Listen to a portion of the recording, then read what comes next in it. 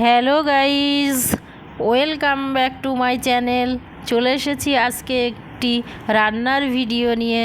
তো আজকে এই রান্নার ভিডিওটি আমার ফার্স্ট ভিডিও বানানো শুরু। তো চলুন আজকে আমরা চিকেন রান্না করব। তো কিভাবে চিকেন রান্না করব দেখে নেওয়া যাক। চিকেন রান্নার জন্য ফার্স্টে আমি আলু কেটে নেব, তারপর টমেটো কেটে নেব, একটা গোটা রসুন কেটে নেব, একটু আদা কেটে নেব।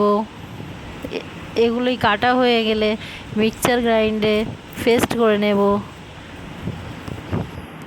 তারপর আমি গ্যাসের চুলোটা অন করে কড়াইতে তেল দিয়ে দিলাম। তেলটা ভালো করে গরম হওয়ার পরে আলুটা দিয়ে দিলাম। এবার আলুটা একটু লাল লাল করে ভেজে নেব। যত সময় ভালো করে না ভাজা হবে তত সময় আমি আলুটাকে নাড়তে থাকবো।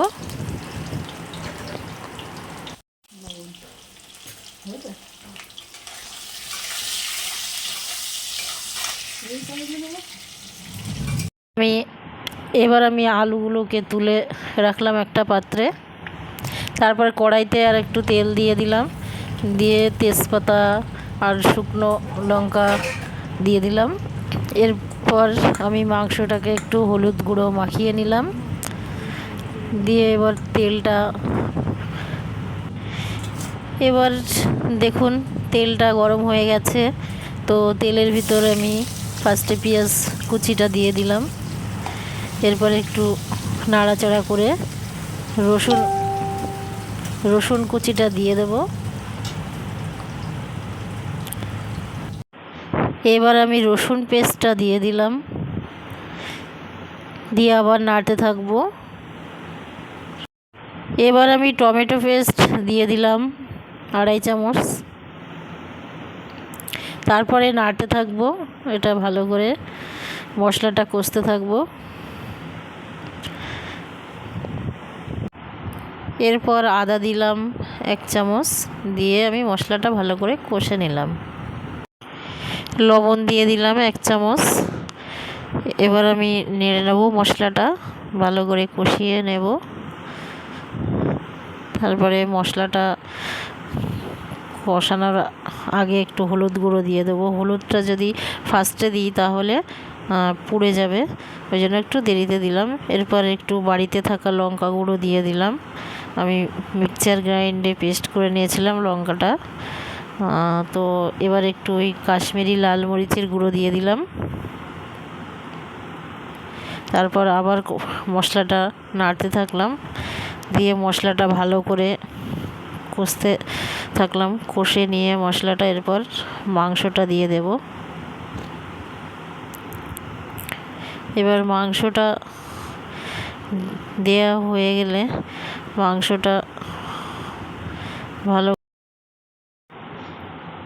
মাংসটা দেয়া হয়ে গেছে। এবার মাংসটা ভালো করে নেড়ে চেড়ে নেব। মাংসটা একটু ভালো করে নাড়াচাড়া করে নিয়ে অল্প একটু জল দিয়ে দেব, যাতে মাংসের মশলাটা নিচে লেগে না যায়। তো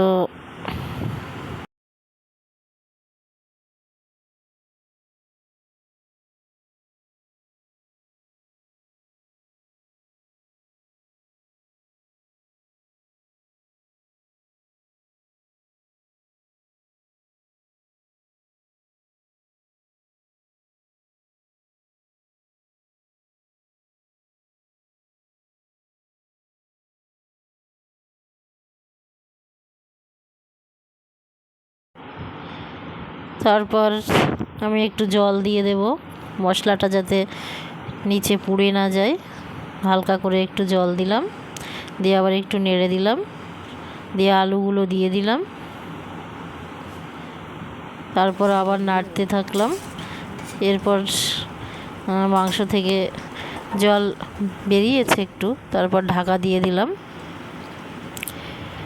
দিয়ে কিছুক্ষণ পরে আমি ঢাকনাটা খুলে দেখলাম কতটা পরিমাণে জল আছে। তো জল অনেকটাই শুকিয়ে গেছে। এরপর আমি এখানে একটু জিরে গুঁড়ো আর গরম মশলা গুঁড়ো দিয়ে দেব, আর দারুচিনির গুঁড়ো। তারপর এটা দেয়া হয়ে গেলে আমি আবার নাড়তে থাকবো মাংসটাকে ভালো করে।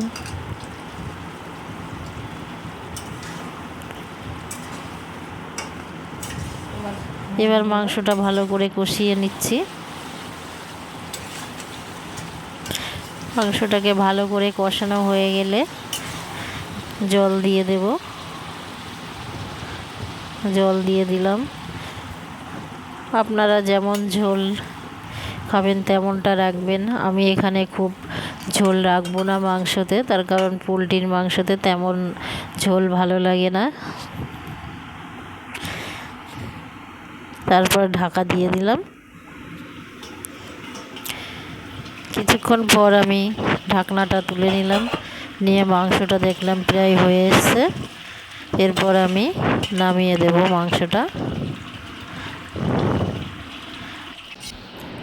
মাংসটা আমার হয়ে গেছে। দেখুন, একটি পাত্রে আমি মাংসটাকে ঢেলে নিলাম। আমার এই ভিডিও দেখে যদি আপনাদের ভালো লেগে থাকে তাহলে লাইক, কমেন্ট, শেয়ার ও সাবস্ক্রাইব করবেন চ্যানেল।